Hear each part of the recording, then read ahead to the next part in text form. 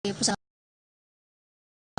Jakarta, informasi terakhir yang kami dapatkan dari Dr. Daryono selaku Kepala Bidang Mitigasi Gempa Bumi dan Tsunami menegaskan sekali lagi bahwa hingga saat ini BMKG belum menarik peringatan awas atau waspada tsunami dari Kepulauan Mentawai dan sekitarnya. Menurut SOP dari BMKG sendiri dibutuhkan kurang lebih 1 jam lagi bagi mereka untuk memutuskan apakah peringatan akan cabut atau ditingkatkan.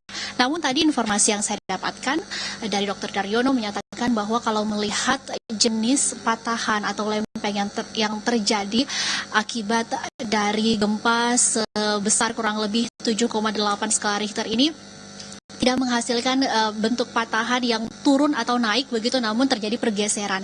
Sehingga kekhawatiran adanya tsunami ini lebih diminimalisir. Namun hingga saat ini dari pihak BMKG sendiri belum dapat menegaskan atau meyakinkan begitu apakah kemungkinan akan adanya gempa-gempa susulan berikutnya akan terjadi kembali di Kepulauan Mentawai dan sekitarnya.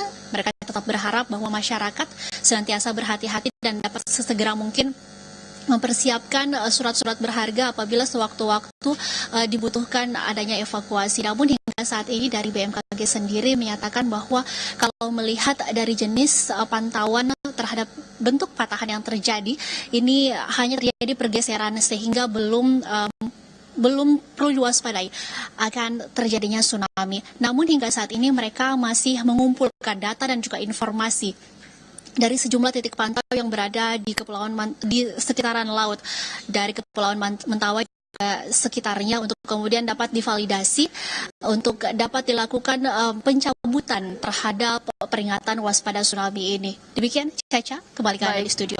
Lia, apakah pihak dari BMKG Pusat sudah bisa menjangkau atau sudah bisa mendapat informasi dari rekan-rekan atau pihak BMKG atau pihak setempat yang berada di Kepulauan Mentawai?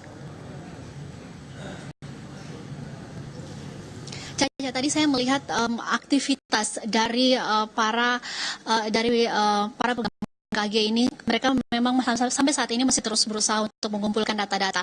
Tidak hanya dari titik-titik pantau yang dimiliki oleh BMKG di sekitaran Pulau Mentawai dan juga sekitarnya, namun mereka juga berkoordinasi dengan titik-titik pantau negara sahabat seperti misalnya Australia.